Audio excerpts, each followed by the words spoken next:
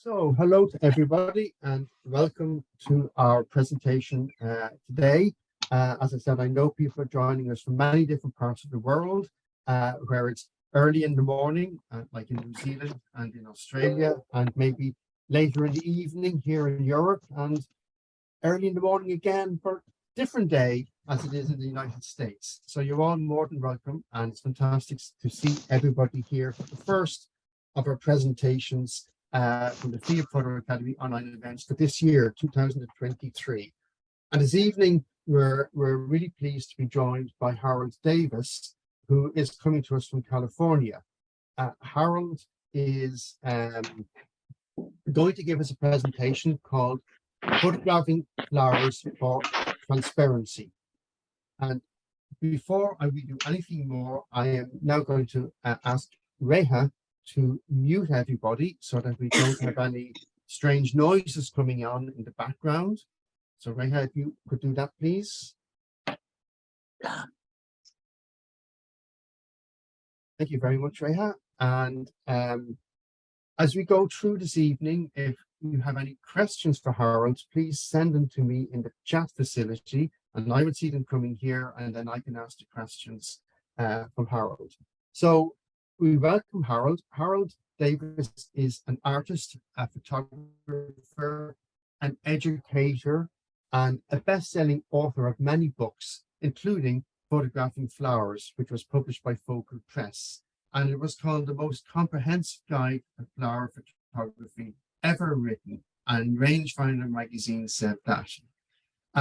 He's a developer of a unique technique for photographing flowers for transparency. And as a result of that, he was awarded the Photographic Society of America Progress Award in 2022. And this is an award which is not given out lightly. It goes to people who have made significant advances and progresses in the world of photography. So it's a marvelous achievement. And before we do anything else, we congratulate Harold on that. He's a MOAC master, he's a science ambassador, and in 2022, 2 of his floral images were produced as postage stamps in the United States. So today, he's going to be showing us his stunning floral imagery, and he's going to explain in detail his process for light box photography. And I won't say anything more because we don't really want to spoil his presentation. So, as I said before, if you have any questions, please send them to me in the chat facility.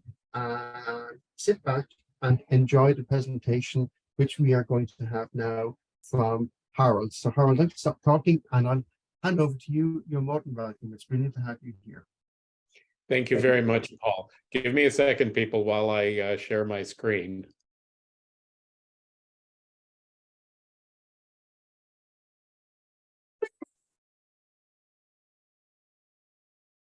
Okay.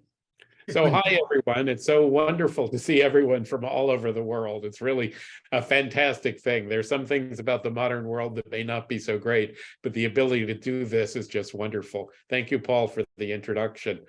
As Paul said, I am an artist, photographer, writer, and educator, possibly in that order. And I want to tell you about my presentation that you're about to see, Photographing Flowers for Transparency, that the title is a lie. So why is it a lie? Why would I say such a thing? What happens if something is completely transparent?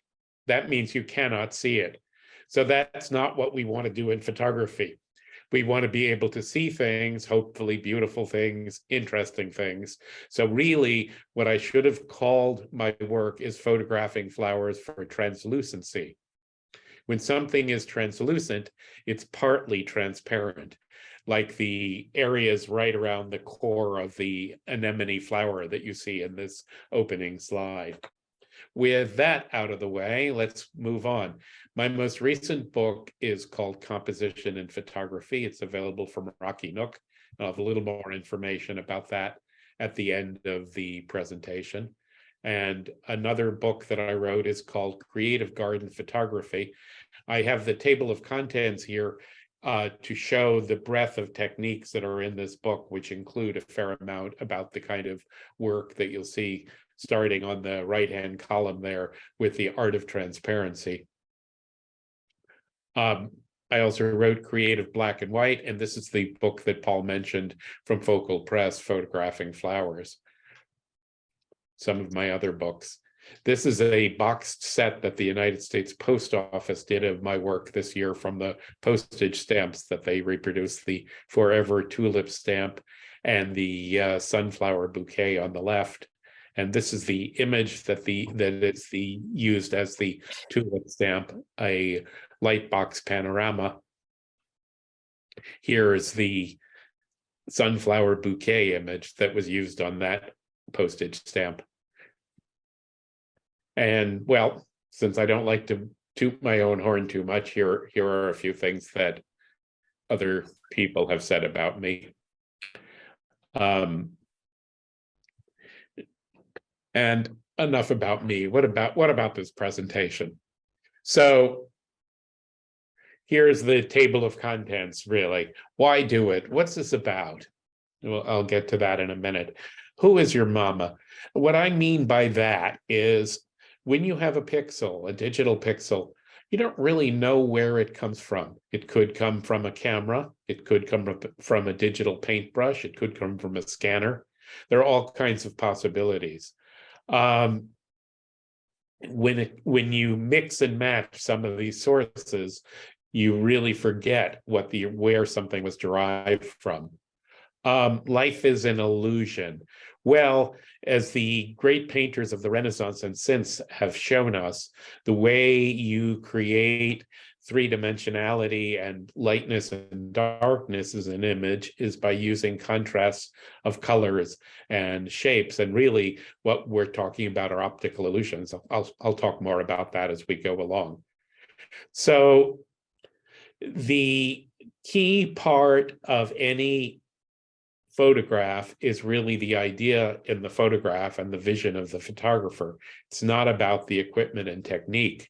So in the same way, when you're photographing flowers on a light box, really the most important thing is arrangement. That said, I'll give you a technical guide in this presentation to how to expose and how to process the images that you've made. With this tulip, the key point of the image is the gestural stroke of the arms like this. And here is a pair of daffodils. And again, the point here really is that sometimes it's small portions of an image that matter more than the overall impression. Here it's the sort of onion skin peel of the backing of the image. I call this Peonies Mon Amour. And this is a simulation of the way I print this on washi, on Japanese washi, where the background is a different color than the overall light box. So it's a layered approach. And this looks very much like the finished print that I make looks. This is a brugmansia, commonly known as an angel trumpet, and you can see that it's an upright branch of it. One of the problems in photographing something like this is that it's a very, very short life. Once you pluck it or cut it, it isn't going to last very long, so you don't have much time to make an image like this of the light coming through these flowers.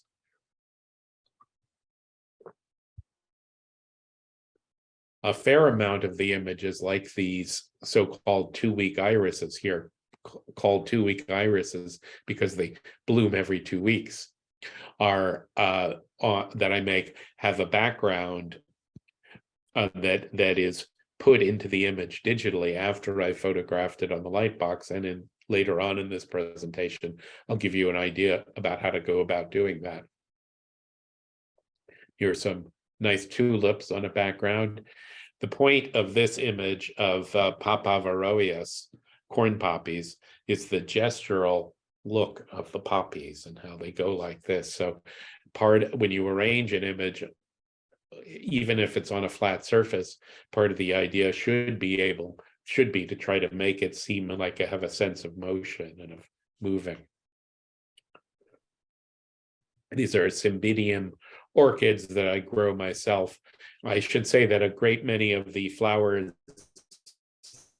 that I photograph I grow in my garden here, and I'm lucky to be in a place where so many things grow and so long. So, two things here. First of all, you don't need to, you can put things besides flowers on a light box and make interesting compositions like these peas in a pod here. Second of all, how do you get a white background in a photograph? As a thought experiment, what happens if you place something like this shell, this Arctectona spiral shell, on a white background, put your camera on a tripod in front of it, and photograph it at what your exposure meter says is a general overall setting? I ask this, when I give live workshops, and often I will get the correct answer, which is that the background will go gray. So in classical studio photography, what did people do to deal with this if they wanted a white background? Well, what they did was they had a lighting setup where the background was lit separately from the object, and then you could do one exposure, which rendered a fully white background and also a bright subject. That is perfectly viable and decent technique, but another way to do it is to use a light box and blend high key HDR exposures in post-production, as I'll show you.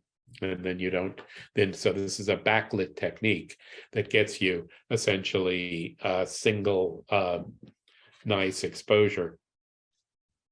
Here, what we have with this almost Dutch pen and ink drawing image of a little picture is a mirror setup where it's on a mirror with a vertical light box behind it.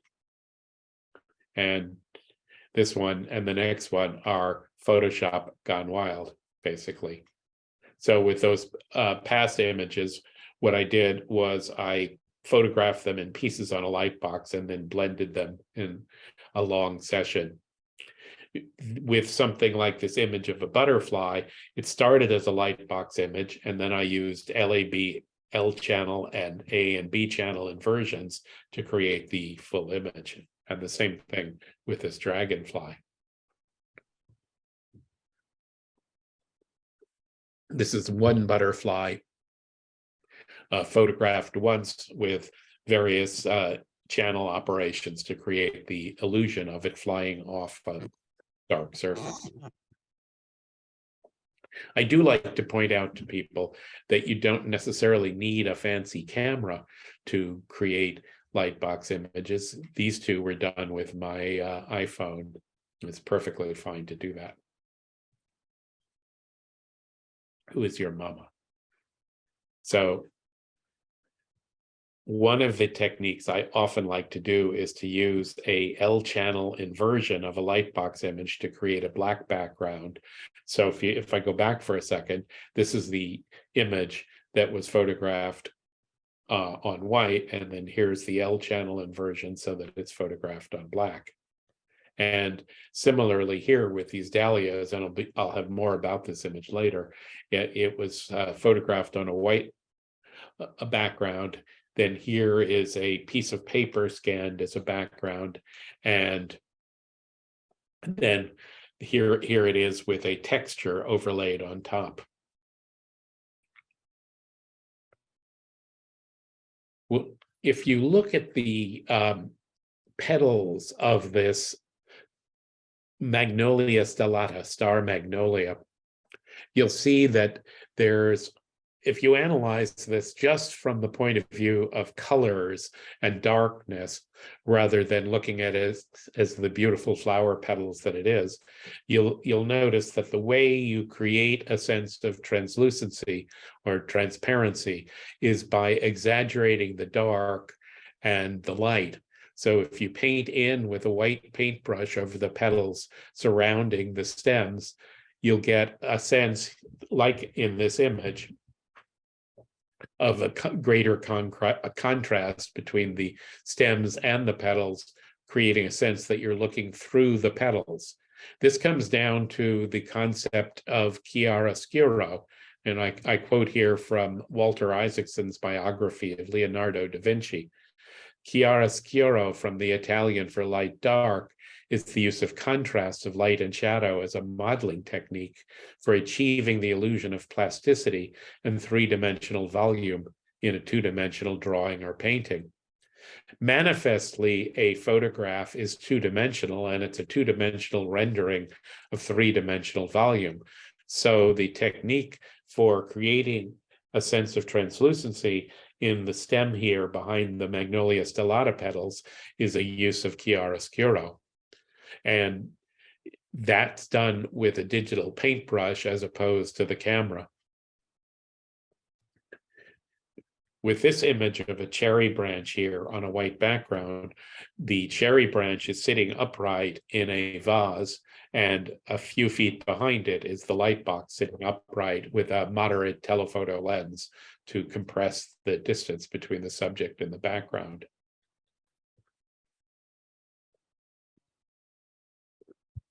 Here I created a sense of motion by placing seed pods on the light box. Correct handling of flowers refines the personality arrangement. I do recommend floral arrangement as a study for anyone who is interested in this kind of work. You can often take a course in Japanese flower arrangement, ikebana, or perhaps find a local florist who's willing to teach flower arrangement. And that's a good way to also get a sense of what the tools of the trade for floral arrangement are. There are some recurring patterns that occur in these images. And I want to say that you need a organizing principle. So that's not always true, but organization is typically a good thing. With this composition of iris and popovers, the idea here is that the stem of the iris, the upright stem, creates the underlying composition that is wrapped around the flowers with the red poppies and the roses that you see in the background there. So this is a pretty standard lightbox composition. It's a bouquet coming up. Another typical prototype for a lightbox is the mandala, shown here with dahlias from my garden and fuchsias in between, and kind of a spiral mandala. So that would create a circle on the lightbox.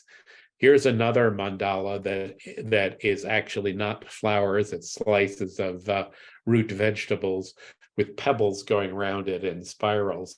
And you can see with this image that if you didn't use the technique that I'm talking about here, the pebbles themselves, since they're totally not translucent, would be black.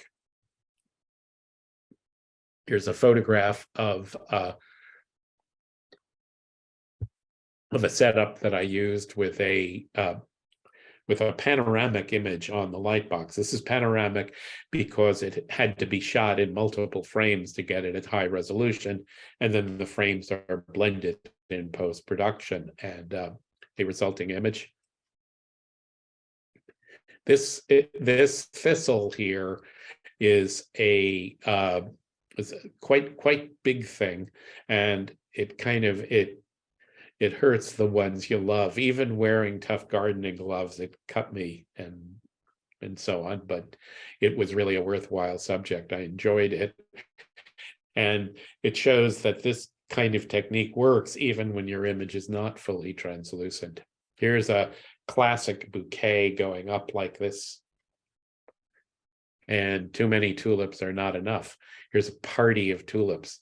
A lot of the time, the compositions that I'm making, I think of them as sort of parties or dancing or fun. This is another one of the archetypal lightbox compositions, because you see the stems of the flowers coming up in a mass, almost like a kind of garden or audience peering at one.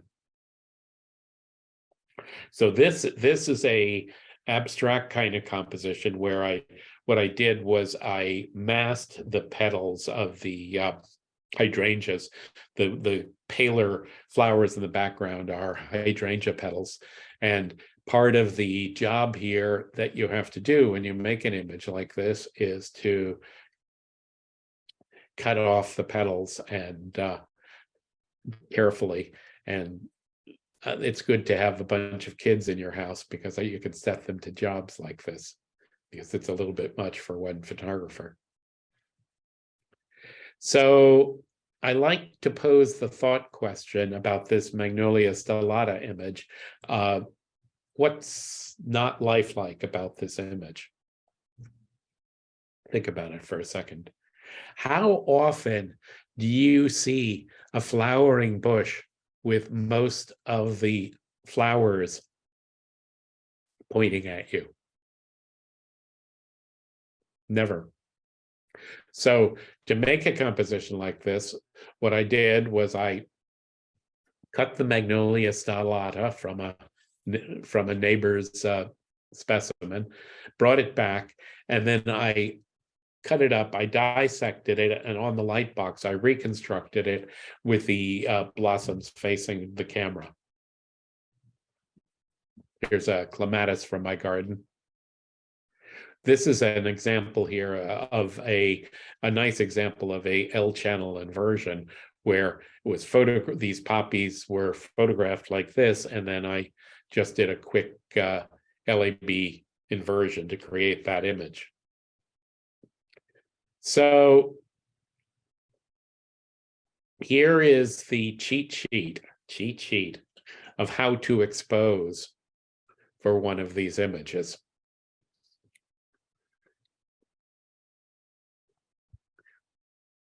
The camera is on a tripod and hopefully not moving, therefore. It's 7 to 10 exposures. You start completely overexposed. You use manual exposure. You bracket shutter speeds and you go in 1 EV increments. I should say here that you don't have to start on the completely overexposed side. You could start on the it's exposed according to the camera just right. So you'll see a pretty typical range of exposures might be from a 30th of a second at f16 to 3 seconds at f16. So if you started completely overexposed, when you stop, when you get to what your camera says was the normal exposure, say a 30th of a second, if you took the 1/30th of a second, it would make the image look gray. And reserving an HDR blend really refers to post-production, because one of the things that I do with these 7 to 10 exposures is I put them through an automatic HDR program.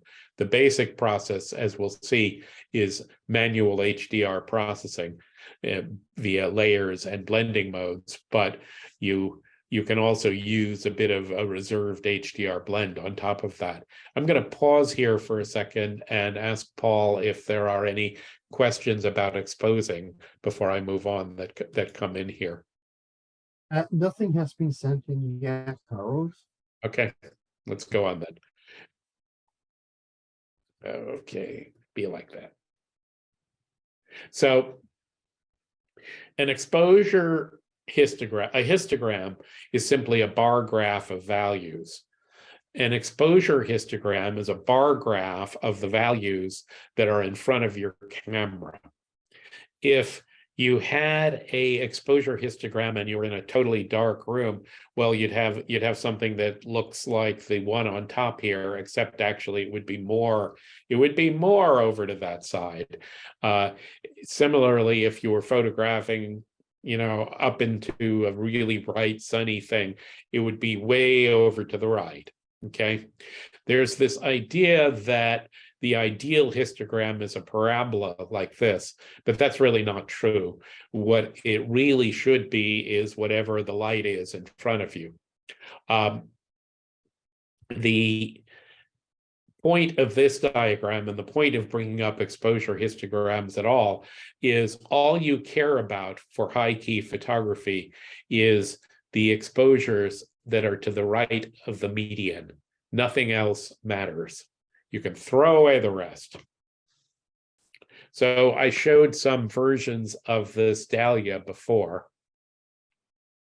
Here are the raw files that produced this dahlia, starting from the second to left, or is 4 seconds, 2 seconds, 1 second, half a second, an eighth of a second, a 16th, a 15th of a second, and a 30th of a second. All of the exposures are at f16 and ISO 200. So you can see that by the time you get to the 30th of a second, which is what the camera says is the right exposure, you'll be with a basically black flowers. You can't see any real detail in the flowers then. And you can see that you start at too bright. So here's what the 4 second exposure looks like. Here's what the 30th of a second exposure looks like. And some more examples of finished results here. Dahlias, a nice blend. All right, here's the processing cheat sheet. 5-cent version, 10-cent version. You start, this is all in Photoshop. You start with the most overexposed. You use the same Adobe Camera Raw settings on each. And let me stop for a second and say a little bit more about processing from RAW. So Lightroom and Adobe Camera Raw use the same engine. They're the same software with a different user interface on top. I don't really care which you use.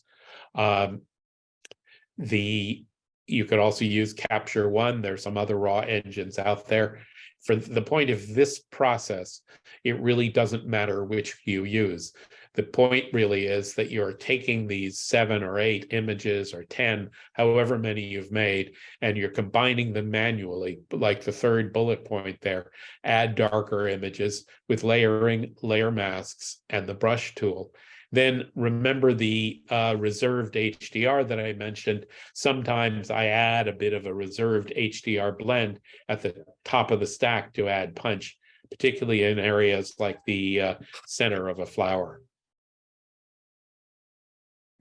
So here's the example shown in a Photoshop layer stack of the dahlias. At the very bottom of the layer stack is the white image, the 4 second image, and you go up through the darker exposures, and at the very top of the layer stack is a bit of HDR blend layer masked in. A couple of things about layer stacks here. First of all, for those of you who haven't worked too much with layer stacks, I like to call it a stack of pancakes.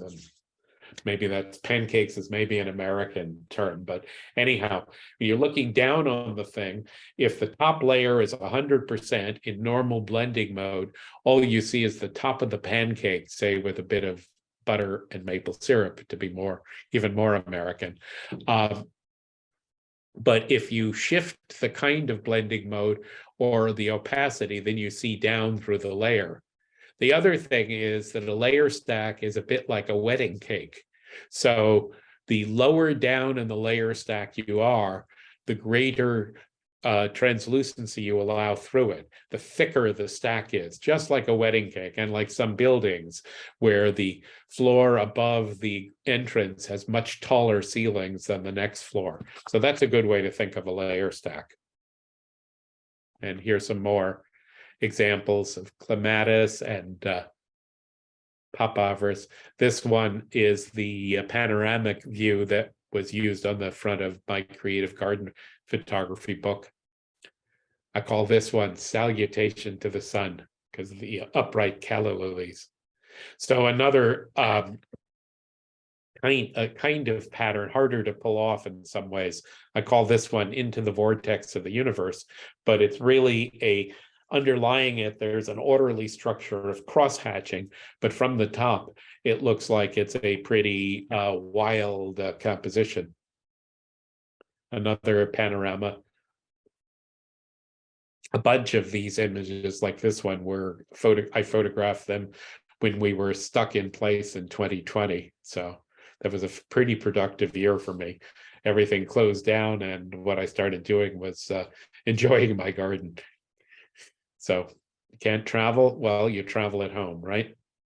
This is the printer that I use making prints. It was used to be in our dining room, and my kids call it our printing room now. Sometimes it's fun to put these floral lightbox images on top of various backgrounds like the washi shown here. And this is a combination background I made of a combination of washi on top and papyrus on the bottom, blended together in Photoshop. And the thing is that if you have a background like that, what you can do is you can make a unified presentation of images where they're unified by being placed on the background. Here's another background, just a scanned piece of somewhat yellowed paper. And here's a Easter lily and dahlia composition on top of it. Another image on the same background.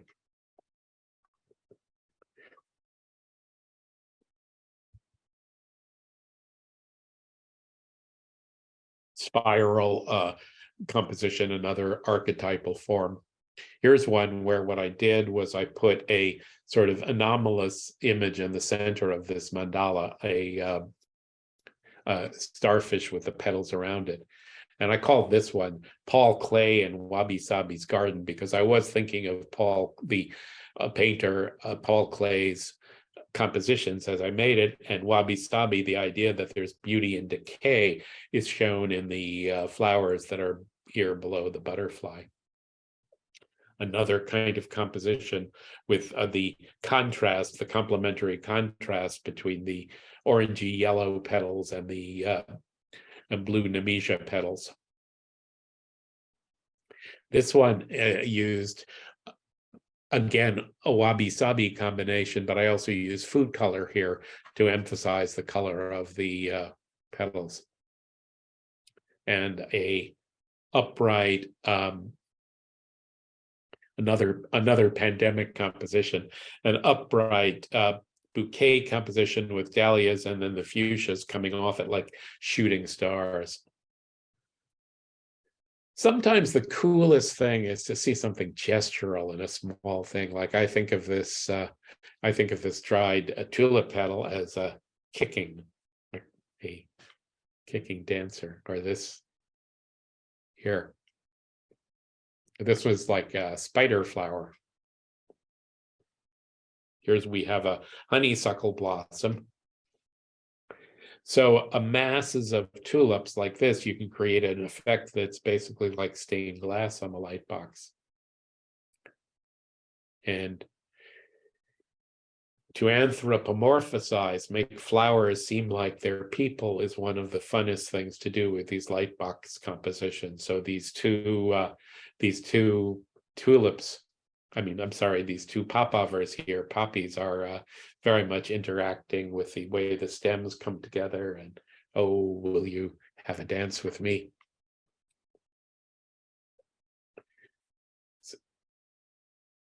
Nice compositions with the Matieia poppies, where the petals themselves are so naturally translucent that they're great for showing the flower colors beneath the compositions.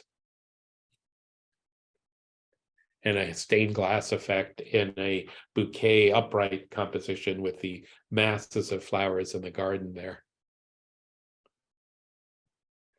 My favorite flowers mostly things like that, because they have translucency. Of course, the extent to which you'll be able to create translucent effects depend on how translucent the flowers are. I showed one image, the one of that wasn't really that translucent, but for the most part, if you pick flowers that are translucent, you'll get better results on a light box. Here, this is a close macro of a poppy, and the point really on the light box is the channel going down, almost like a canyon. And here's a constructed mandala on the light box. This is a version on white with a background in place, and the same image inverted onto black. So Harold, some questions have come in which apply to these particular images, so it might be a good time to take them now, if that's okay. Sure, go right ahead. So actually two questions from two different people, but they're basically asking the same question, which is, how do you get the flowers which are lying on the light box to face towards the camera, as the backs of the flowers have stalks? Well, I mean, carefully is the answer. There's a brutal answer. A brutal, I mean, you only hurt the ones you love, right? So, one answer is, of course, a lot of these flowers were cut off the stalks and arranged flat. The other thing is, though, that there are a couple of techniques for getting flowers to lay flat. And one is to take a bit of warm water and very, very gently touch the petals. Also, if you talk to them and read them poetry, they're more likely to cooperate with you.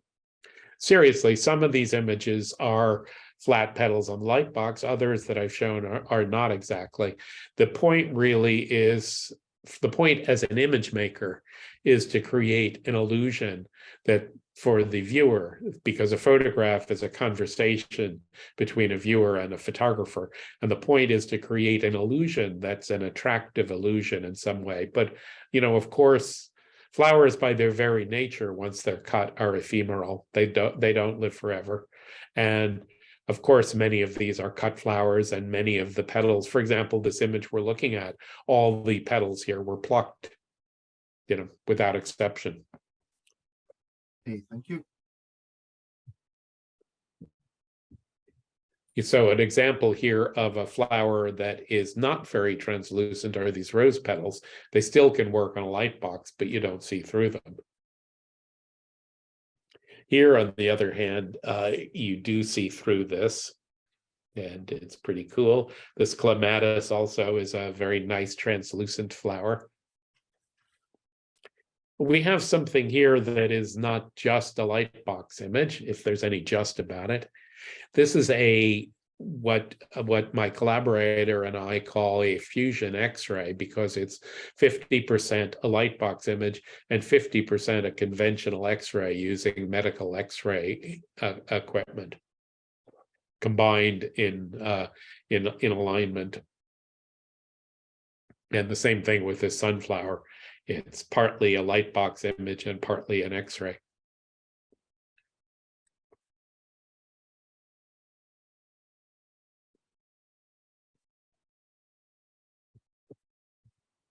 Harold, I think there's another question here, and I think maybe there's some people a little bit confused. The question is, do you photograph the arrangements upright or horizontal?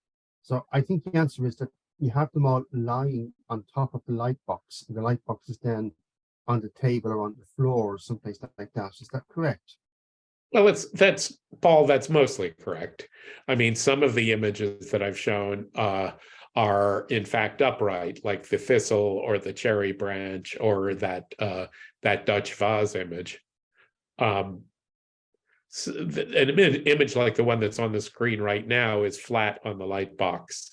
Whether I photograph it flat on the light box horizontally or vertically is really going to depend on the individual situation. It's often better practice to mount your camera vertically on the tripod rather than horizontally, because you get a better chance of getting out over the top pointing down at the light box. But that's a matter of basically practical mechanics, not anything else. For the most part, that's the story. Okay. I see it. I see another question coming in. I opened up a chat box on my second computer, and the Susanna asks, I think this is personal taste, but how do you decide where to paint with your brush tool and what are you aiming to achieve? Well, that really depends on many things. And of course, it's personal taste. And of course, it depends on the image. But most of the time, what I'm trying to achieve is sort of an extension of reality. I don't want people looking at my images and saying, how did he do this? Or this is unreal. So I try to take an effect that's there in nature and make it more so. I mean, ultimately, the goal of these images of mine is to create a sense of wonder and joy and happiness in life. And I know that sounds vague, but that's what I do with the brush. I mean, a camera or a digital brush, or for that matter, a mechanical brush or anything, is just a tool. And all we're trying to do is share the visions that we have ourselves of the world and of what things should and could be. And there's no. It's good to have an educated eye, but it's also good to try to convey feelings about things. There's no easy answer to that question, though. This is one, again, it's an anthropomorphization of these poppies because they're looking at the viewer and they're conversing with them. And it's as important to arrange the stems in one of these images as it is the flowers themselves, because that's a very key part of it. Some flowers themselves are so wonderful. You know, it's a little bit like you take one of these wonderful poppies with these lacy frills, and how are you going to improve too much on that? Here, what I did was I arranged an outer shape of a heart and another panorama. This is a somewhat different image because I used a seamless paper background in my studio, and it's not done on a light box. It is using the same post-production techniques. So the question I had in my own mind was, how can I create a huge melange of flowers with a lot of different heights and blows without having the advantage of backlighting? So that's what I came up with. Here's an image that an art director asked me to make a picture frame for a 2-page spread in a book, and this is what I came up with. And here's basically an abstract composition of plucked alstroemeria petals and the inversion of the image. And a nice happy dragon. So I'm coming to the end of my presentation here. I'll take questions in a minute. I want to note that if you go to the Rocky Nook website, you can get a discount on my book, H. Davis 40. And the same thing is true, Garden 40 for this book, and H. Davis 40 for this one. Not sure what shipping is like around the world, but wherever you can buy books, you can get them. Here's how to contact me. Note my email address at the bottom. I'll answer email. Website has links to many webinars that I've done that are free to watch on this topic and other topics. And let's take some questions, if there are any. There are indeed some questions, yes. So Dennis is wondering, do you clean your flowers before you photograph them, particularly the poppies, as they are usually covered in pollen? Well, that's an interesting question, and sometimes I debate that with myself. The pollen on poppies is often very beautiful. I mean, I know it has other uses besides beauty. Some of the poppies I grow are Papaver somniferum, which of course are opium poppies. Perfectly legal to grow them here in the United States, provided they're for decorative purposes. Mostly I would not clean that, probably, depending on how it looked. On the other hand, sometimes, you know, this is a matter of taste, and I'm trying to make images that are inspirational and beautiful and make you want to go out there and live life in a garden and forget about some of the meanness and other things that we have, and have joy in one's life. And if there is some kind of dirt that detracts from the image, I'll take it out, either in cleaning or in post-production. Sure. Just a matter of context, though. I don't think there's one answer to that question. Another one that's come in is, do you use flash when making the images? Yeah, never. So no flash. No flash. Okay. Another one is a technical question. What do you mean by L channel inversion? All right, let me go back to the flash for a second, because I was a little glib there. I do use flash in some flower macro photography. It would defeat the purpose of lightbox photography, however, because lightbox photography is backlit. You could use a strobe as the light source for a light box if it were diffused properly. That would work. But you couldn't use an on-camera flash because you don't want much front lighting for this kind of photography. So I hope that's a little clearer. I'm sorry if I was glib there. Yeah, no problem. Okay, there's a long discussion that has to go into to what an L channel inversion is, but let me see what I can do to do a high level answer to it. Photoshop and other programs have different color spaces. Different color spaces are divided up theoretically into different channels. There's a wonderful color space called LAB color that is has more gamut, more colors than any other color space, some of which you can't even see. There's so many colors. So, and there's a channel in the LAB color space that controls lightness, black and white, and that's the L channel. So to invert the L channel means to swap blacks for white and whites for blacks. There's more about this in my Creative Garden Photography book, and quite a bit about it on my website. Also, you'll find on my website a link to a course I did for LinkedIn Learning on LAB color and how to work with it. So if you're really interested in it, I recommend it. It's a great post-production subject with you'll find a lifetime of richness in the techniques related to it. Okay, another question that's come in is, do you use dried flowers? Rarely, but I've seen some lovely dried flower compositions, and there's nothing to say I won't do it in the future. I think dried flowers can work very well. Again, it depends on the flowers, and some will be more translucent and some will be less translucent. So for specific lightbox techniques, this is really going to vary. But if you're interested in trying, I certainly encourage you to do it. Okay. And I mean, just from my own interest, I mean, I find it interesting the fact that you say most of these flowers you have grown yourself in your own garden. So I presume that means that you're dependent upon how good the blooms are, how good the weather is, and also what happens to be in season. Well, you bet. First of all, yes, that's right. And I'm lucky to live in a place with an 11.5 month a year growing season. But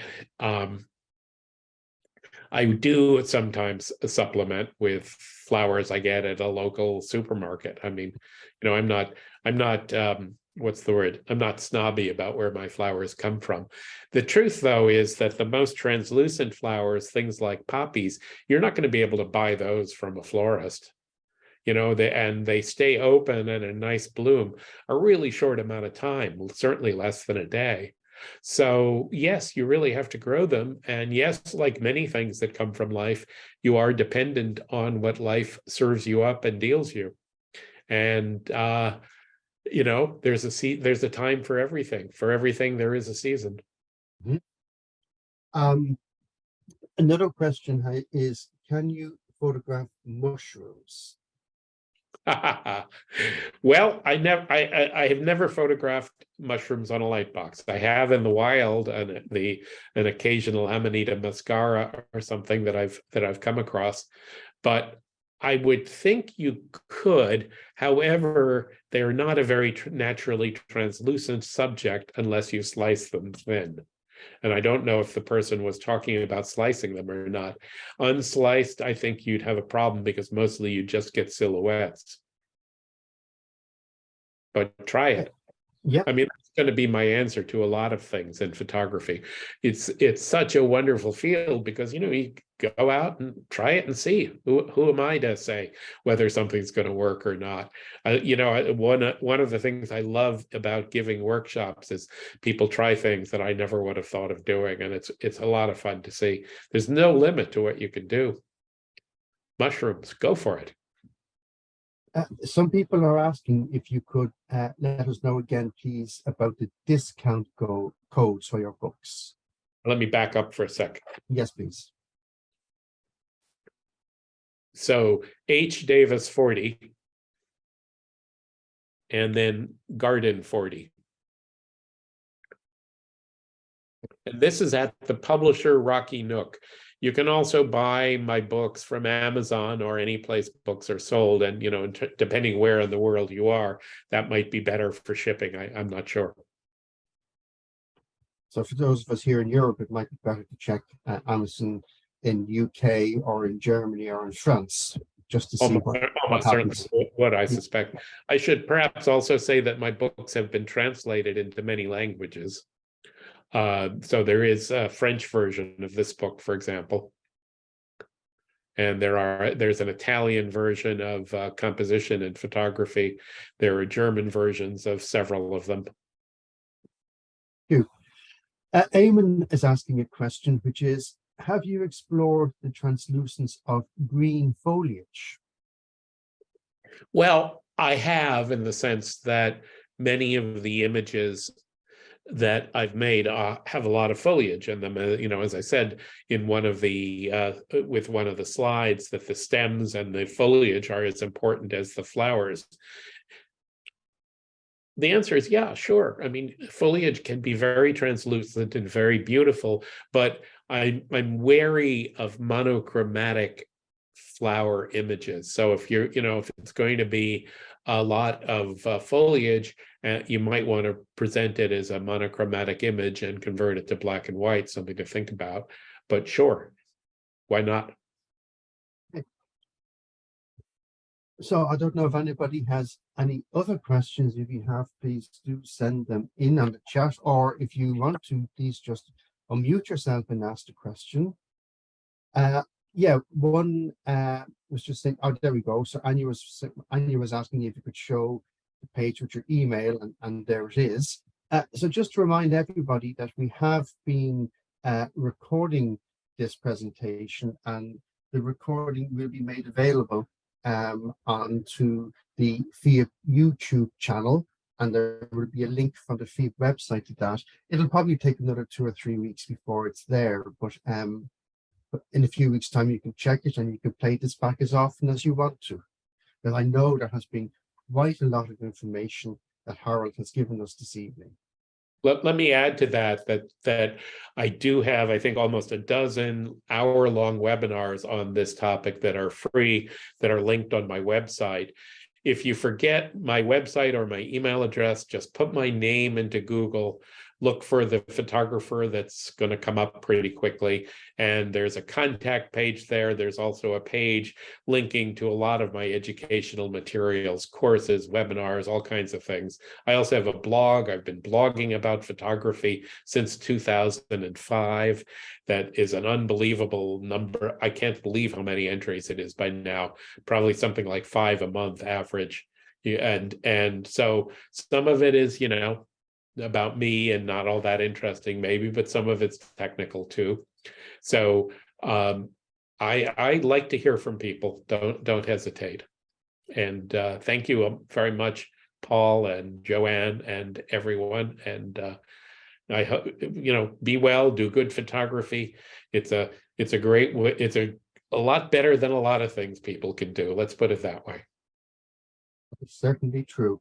I'd like to say, on behalf of everybody who's been here, Howard, just a very, very big thank you for your presentation. I know certainly for myself, I've learned a lot.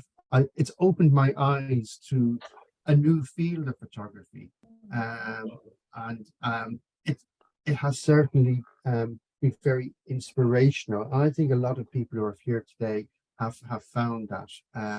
All the, there's some thank you coming in here now in the chat, and that's basically what people are saying, how informative and inspirational your presentation has been. So we really do thank you very, very much for taking time out to join us and to show us all this wonderful presentation. Thank you very much, Paul. Yes, I mean, I do think this is something that doesn't take that much gear, that you can do, right around where you live, and it can produce really nice images. It's lots of fun. Thanks. Thank you very much. If you wouldn't mind stopping to share your screen, because I want to share mine, because I want to tell people before we go about a fantastic, not that Harold wasn't fantastic, but for another fantastic presentation that we're going to be having as part of this year's series, and it's coming up in February, and it's a gentleman called Cole Thompson who'll be joining us from Colorado, and he's talking about why black and white. So again, if you do a search on the internet for Cole Thompson, you'll find his website and you'll find some of his stunning images, completely different images to the type that Harold has been showing us this evening, but I think equally as good. And Cole will be joining us on the 11th of February, and will be showing us his images and giving us a fantastic presentation on that. So next week, we will be sending out the information to everybody who has registered with us, who has been here this evening, with a link so that you can register, and then hopefully we'll see you then. But for the meanwhile, are there any further questions for Harold before we let him go and say goodbye to him? I think so. I think it's all just been congratulations and thanks that have been coming in for us, Harold. So I think maybe we have come to the end of this evening. So Harold, once again, many, many thanks. It's been absolutely fantastic. And thanks to Duran, who has done a lot of the work with us as well to enable Harold to be here and to extend the original invitation to him. So it's been absolutely brilliant. And I'd say thank you to everybody who has been here. Thank you very much for joining us. And I think we now come to the end. So we'd say goodbye to you all. Take care. Bye-bye. Thank you, Harold. Bye. Thank you very Thank much, you. Paul. Bye. Bye-bye.